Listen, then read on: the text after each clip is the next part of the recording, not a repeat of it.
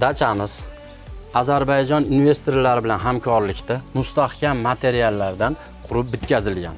Hatto mevalari ham bor ekan, qarang. Bismillah. Toza atmosferada, toza havoda oilang bilan mazza qilib dam olganga nima yetsin, ha? Bunaqa havoda, bunaqa sharoitda mazza qilib yashaganga nima yetsin? Qarang, asfaltlar bosilgan, suvlar chiqadi, svet o'chmaydi, hamma sharoitlar joyida. Dachalarimizning joylari 4-5 sotidan iborat. Xohlovchilar uchun yonlarida yana qo'shimcha landshaft, so'rilar uchun joylar tayyor. Dachalarimizda barcha kommunal xizmatlari tashkil qilingan. Suv, elektr, yo'l, asfalt qilingan, barcha sharoitlar bor.